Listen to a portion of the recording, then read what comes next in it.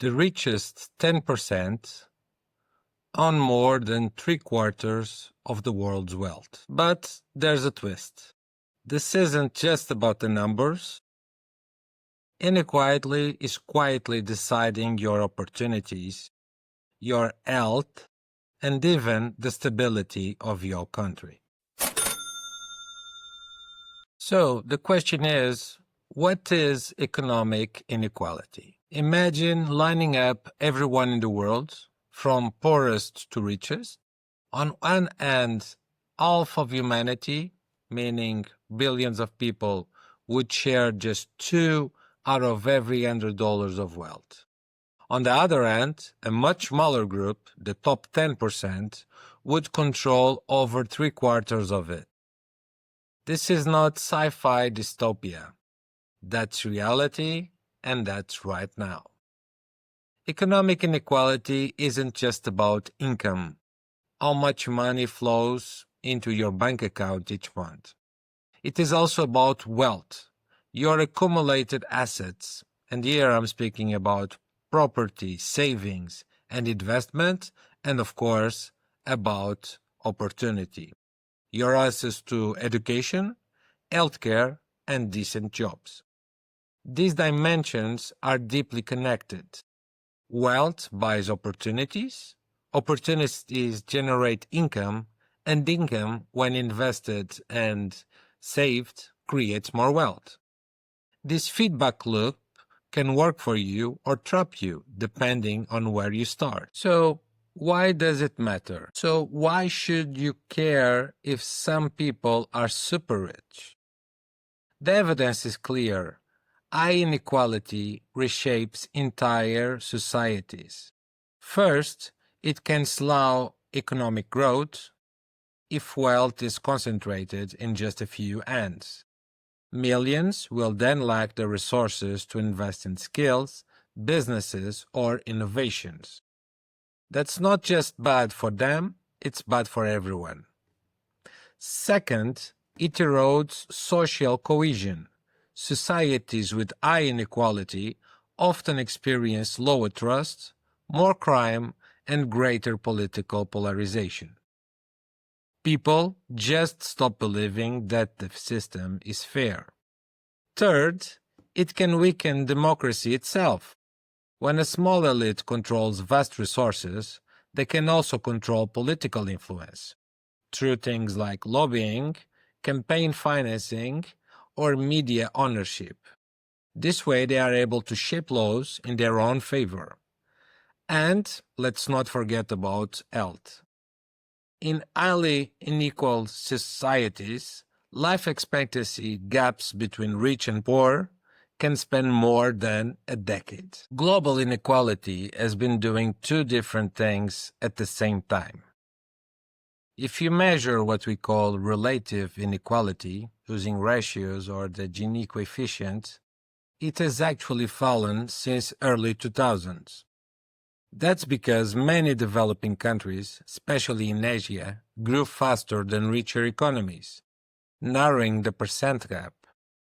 But if you look at absolute inequality, the actual dollar or euro difference between rich and poor, it is still growing. The income gap between a factory worker in the US and a farmer in sub-Saharan Africa may be slightly smaller in percentage terms, but in actual money, it's still vast. COVID-19 temporarily shook these trends.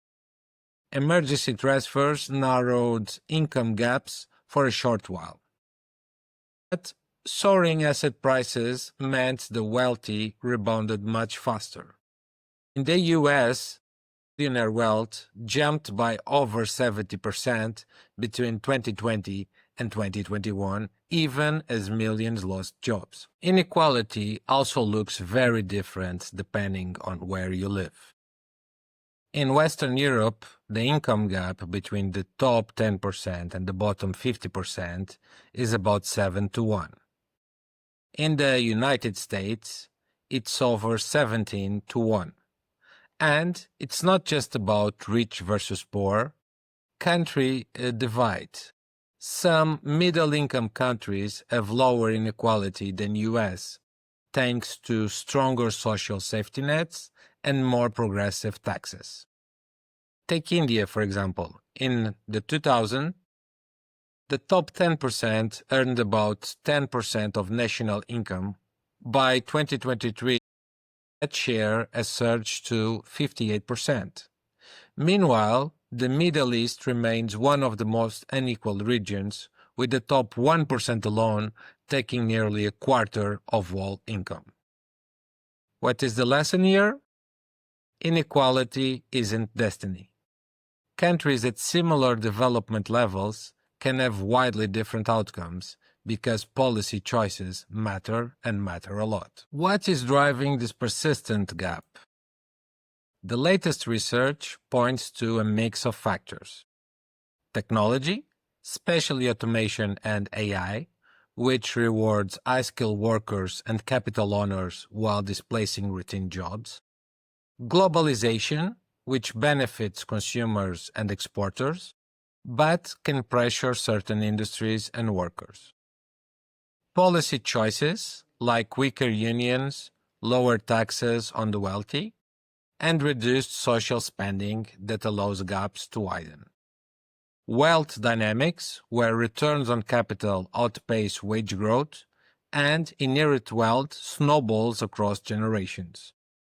Together, these forces create what some call an inequality machine, and on that, without intervention, it runs on kind of autopilot. Over the next 9 episodes, we'll break down each piece of this puzzle.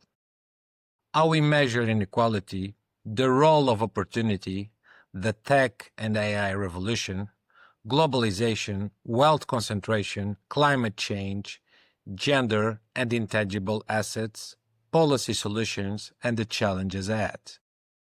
We will look at what's working in some countries, what's failing in others, and how individuals and communities can push for a change. Inequality is not an inevitable thing. It is the result of choices, economic, political, and social choices. That means it can be changed. So, whether you are a policymaker, a student, or just someone trying to make sense of the world, stay with me. This journey is about understanding the forces shaping our lives and how we can shape them in return.